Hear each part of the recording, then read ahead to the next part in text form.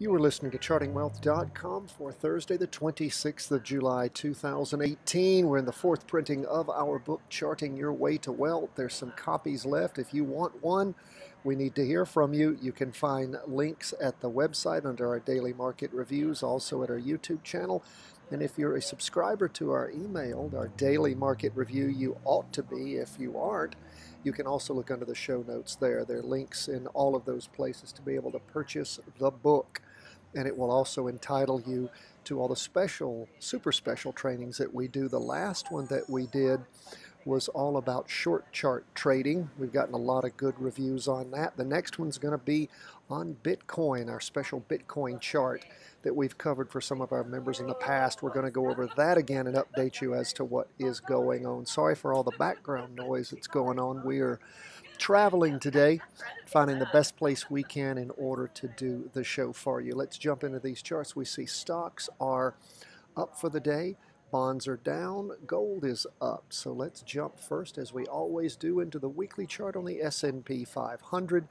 We see again that we've got another week of up movement on the S&P, going into our third week of nice up movement. The price percent oscillator is actually kicked up a little bit.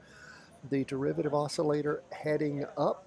We look on the two-day chart. What do we see? We see again this latest two-day chart that finished drawing on Wednesday is a nice big green up candle following a red spinning top, which means indecision tending down. Well, that didn't happen. Derivative oscillator gained energy. Price percent oscillator heading up. What do we see on that 4-hour chart? What we told you to watch for, and that was the chart crossing over, going up in the morning, and we see that we ended the day with a nice bump up. You might check out how things look around noon tomorrow and see if you have a good jumping in point. We closed again the afternoon with a bump up. A little caution warned. We are well above the Bollinger Bands. That tends to sort of be outer space. Stocks can't breathe outside the Bollinger Band and typically move back in. So just be careful. Keep your eye on things. Derivative oscillator gaining lots of momentum with that big bump up in the afternoon. Let's see what's going on over at the Qs. Again, S&P 500 up 0.85%. The Qs way up 1.40%. And again, as we look at the candles, third week of nice up movement we're going into. Derivative oscillators started moving up now. Price percent oscillator has been heading up. And as we go from the weekly to the two-day, we see again a nice big green candle following a red spinning top. Price percent oscillator heading up. Derivative oscillator heading up. Go to the 4-hour chart. What do we see? That 4-hour chart up in the morning, big up in the afternoon, crossover again like the S&P 500 in the afternoon. So look for a jumping in point in the morning.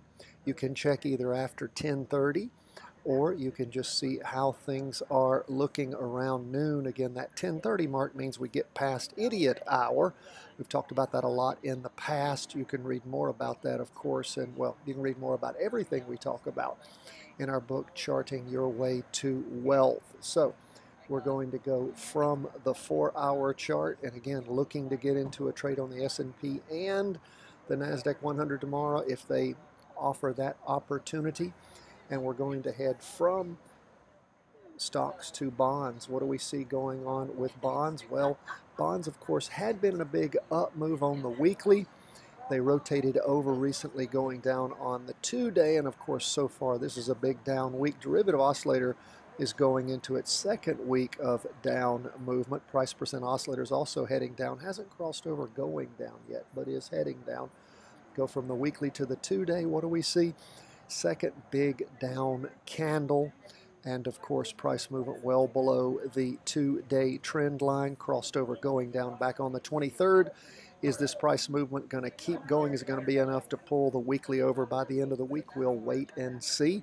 If that happens, of course, we'll let you know. All of you signed up for our texting service, you'll get notification. That's only available to folks who are here in the continental United States. If you are not, then of course you can always just listen to our comprehensive review and forecast presented to you over the weekend, and that will also tell you that you can look for jumping into a weekly vertical crossover that following Monday. More about that also in the book and in our other trainings. Now, let's keep moving through. That's the 2-day. What do we see on the 4-hour? Well, the 4-hour, of course, is sliding sideways. Is TLT bottoming out? Might be. However, derivative oscillator is losing downward momentum, but the price percent oscillator is still heading down. We ended the day with a red, almost a doji, really a red spinning top, I guess we'd call that. And that means, of course, indecision tending down. We're just going to have to wait and see after this 2-day sideways slide if that down movement's going to continue and if it'll be enough to pull the weekly over by the end of the week. We'll wait and see. Again, TLT down 0.16% for the day.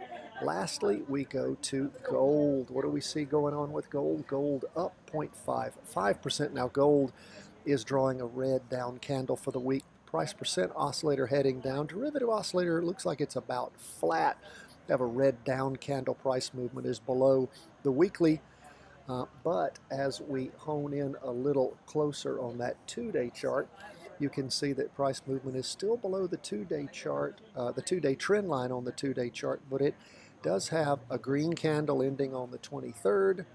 And so far, well, this latest candle is a green doji, which means indecision tending up. So again, 4 days of sideways slide. We see the derivative oscillator losing momentum. Price percent oscillator appears headed up, but hasn't crossed over yet. So keep your eye on the prize. If things revert over heading down, and this 4-hour chart, which is in a pullback right now, rotates over going down. It's just touching to the 2-day trend line. It might give you a jumping in point for further down movements in gold. We had a nice play for several days on that latest down move in gold. Or perhaps gold will go up. Remember, we're trend followers. We don't have a trend yet in gold with that 4-hour in a pullback, but if it rotates over going down, we'll darn sure jump in and ride an inverse in gold. If you want to know what inverses are all about, we have a great training at the website and our YouTube channel called Inverse ETFs, How to Make Money When Markets Crash. I recommend that to you, along with our training on Heiken Ashi candlesticks.